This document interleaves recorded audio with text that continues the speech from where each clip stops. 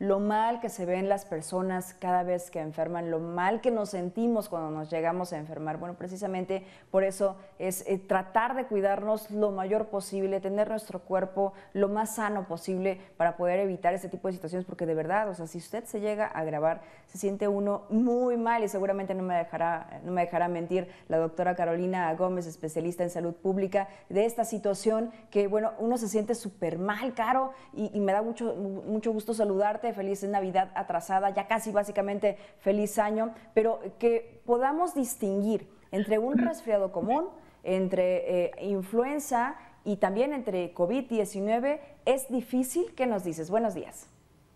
Hola, ¿qué tal, Mitzi? Muchísimo gusto en saludarte. Hacía mucho que no nos veíamos. Igual feliz año para ti Sí, y bueno, felicidades por el nacimiento de tu bebé.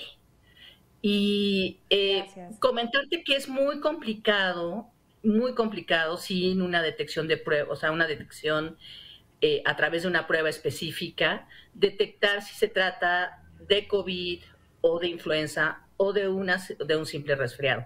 En estos momentos es altamente recomendable, precisamente porque estos virus están circulando actualmente en nuestro país, hacer una detección específica, una prueba. Y de hecho, a partir de que se declaró oficialmente esta sexta ola y que empezamos a ver el número de crecimiento de contagios por COVID, quiero comentar que el COVID sí ha demostrado ser más contagioso que la influenza.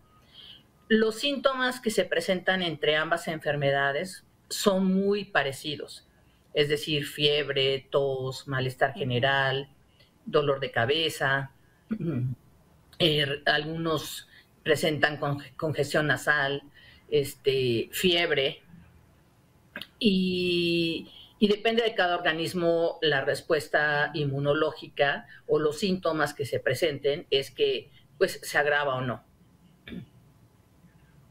Y desde luego las vacunas. Oye, Caro, pero justamente el subsecretario de Salud, Hugo López-Gatell, ahorita que mencionabas, COVID es más contagioso que influenza. Decía esta semana, el martes de salud, allí en la conferencia matutina, que los casos de COVID tienen un incremento exponencial no visto desde 2014-2016 y que pues esto también debe de preocuparnos, ¿no? Sí, él se refería a influenza, dirás, ¿no? Y estoy de acuerdo con él porque de repente dejamos de vacunarnos, la mayoría de los mexicanos, por COVID, no solamente porque no existían las vacunas, sino porque le fuimos restando importancia. Y cuando se presentan esos virus sin vacunas, se vuelven más resistentes o se crean nuevas variantes. Y sí, en efecto, la influenza ha crecido de una manera muy importante, pues sí, yo creo que desde 2016, en el que no se daban tantos casos, sobre todo en los niños. Y creo que es muy importante que las vacunas, pues, no previenen la enfermedad, pero sí previenen la gravedad en la que tu organismo se defienda ante estos virus. Uh-huh. Si tú mencionabas que los síntomas son muy parecidos, entonces si yo llego a presentar los primeros síntomas, vamos, escurrimiento nasal, estornudar, dolor de cabeza, dolor de cuerpo, ¿no? Quizá una febrícula, es necesario que me vaya y que me haga la prueba para poder descartar qué tipo de gripe es o qué tipo de virus es. Sí, pero no inmediatamente. Tienes que esperar unos 2 días a ver cómo evoluciona tu organismo. Y yo creo que si empiezas a sentir algún síntoma que está siendo más fuerte y que te genera más molestias, es lo más recomendable. Lamentablemente ahora somos nosotros los ciudadanos los que tenemos que pagar por nuestras pruebas de detección porque ya se retiraron los kioscos casi de todos los estados del país, se bajó la guardia y pues ahora nosotros somos los que tenemos que pagar las pruebas, que pues es un gasto importante en estas épocas.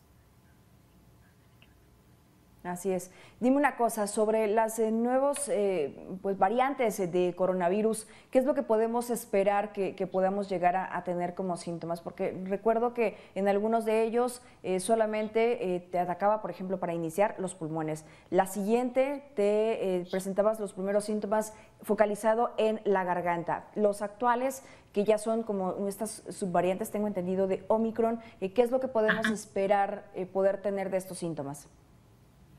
Pues son muy parecidos, principalmente sigue siendo la garganta la que se resiente de una manera muy distinta a que fuera un resfriado común.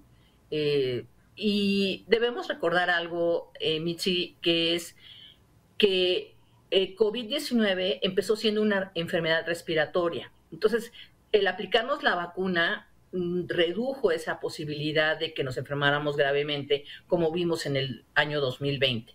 Actualmente ya se ha admitido que no solamente es una enfermedad respiratoria, sino inflamatoria.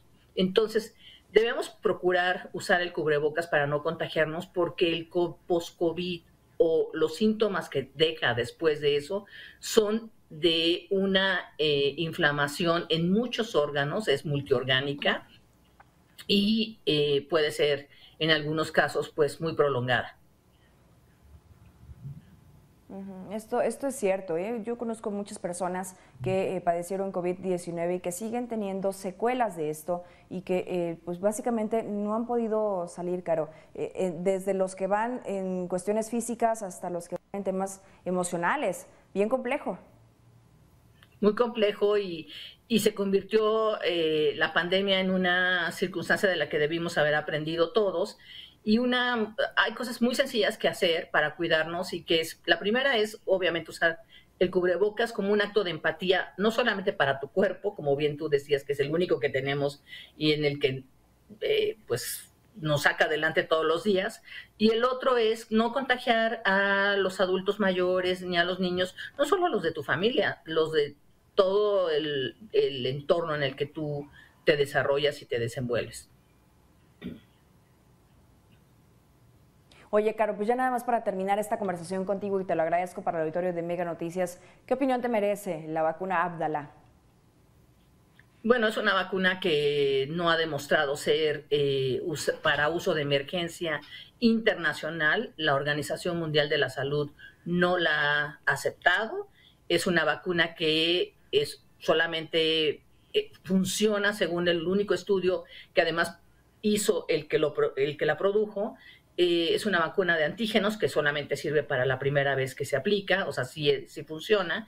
Y lo que nosotros necesitamos es una vacuna bivalente, porque ya tenemos varios refuerzos aplicados, en algunos casos más de 3. Bueno, pues ahí está. Doctora Carolina Gómez, muchas gracias por haber estado con nosotros estos minutos y sobre todo compartir esta información y estas recomendaciones para el auditorio de Mega Noticias, consultora especialista en salud pública. Feliz año y si no nos vemos, también feliz Reyes. Muchas gracias. Un abrazo para ti, Mitzi, y para todos los amigos de Mega Noticias. Muchas gracias.